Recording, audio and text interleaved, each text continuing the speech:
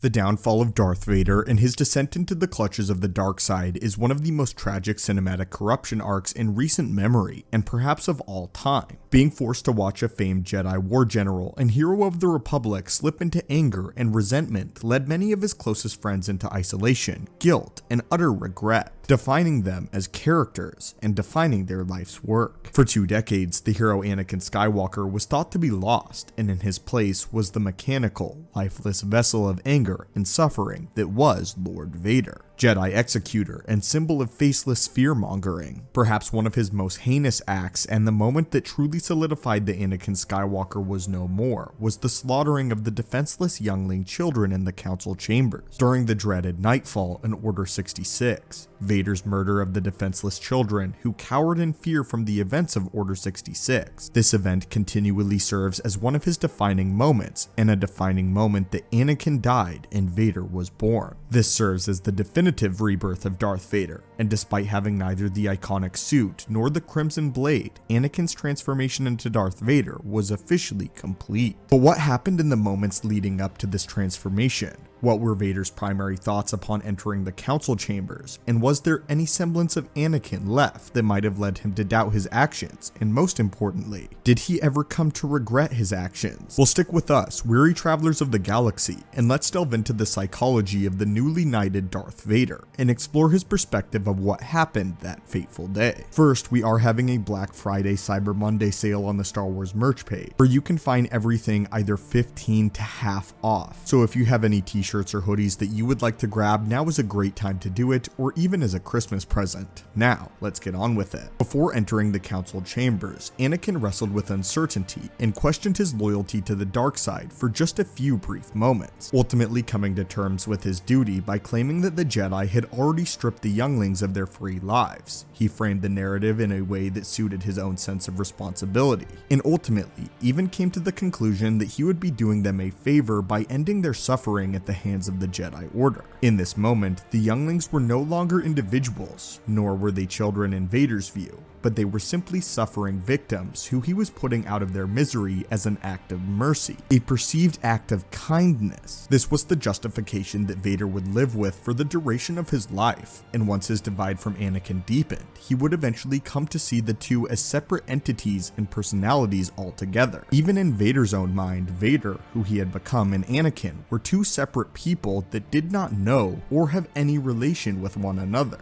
This allowed Vader to distance himself from the intimacy and the atrocity, and putting the blame on Anakin. But at the beginning of his transformation, his viewpoint was drastically different. While the chaos and calamity of the third act of Revenge of the Sith led to this moment being one of the many distinct atrocities at the end of the film, the expanded material gives us a much deeper insight into not only this moment, but the ramifications that it had on both Darth Vader's psyche immediately afterwards, and his development into one of the most formidable Dark Lords of the Sith in the history of the galaxy. In Darth Vader number 7, the comic line that detailed the early days of Darth Vader's rise and solidification into the fold of the dark side, we are able to see how this event took its toll on the Dark Lord. In the very first panel of this issue, we can see Vader kneeling before his master, who asks him if he killed all the Jedi, even the younglings, to which Vader simply replies, all of them. And though it's Anakin's face that we see, the character is the earliest iteration of Darth Vader who is defeating the last of Skywalker's consciousness, as well as his very conscience. As the hope of his redemption and tied to the light dwindles, he succumbs himself further into the grip of Sidious and the clutches of the Empire out of sheer desperation and utter defeat, as there is no turning back. The comic then details the slaughter of the Separatist leadership on Mustafar, the event that would directly lead to the climactic battle between Obi-Wan Kenobi and a recently awakened Darth Vader, in which Vader would be crippled and confined to his iconic black suit. In the movie, we saw the relentless murder of Newt Gunray and his associates, but the comic sheds more light on this formative event in Vader's life. In the comic, we see that his mind is still preoccupied with the younglings, and he is still grappling with his actions. His guilt and his regret plague him as he slaughters the Separatist leadership. But at this point, it is understood that he is too far gone, and there is no redemption for the lost Skywalker. There is only the dark side and his master, Sidious. It's highly likely that this lust of rage and violence helped to deepen his connection within the dark side, and in doing so would cause him to feel a surge of immense power, reinforcing the idea that he needed the dark side in order to save Padme,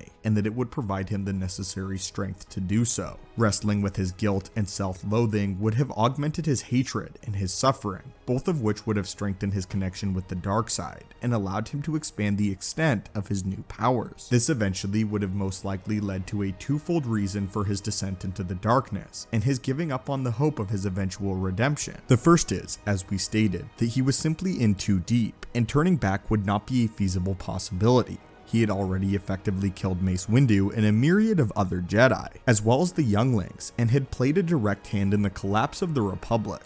Even if he wanted to turn back, there was nothing to turn back to, as the remains of his old life were simply the barren, ashen remains of Coruscant. There was no Jedi Council, nor were there any Jedi Order to return to. The Senate was in shambles, and the only power that remained was that of Palpatine's newly formed Galactic Empire. The second was the odd sense of confidence that he found in his new power set.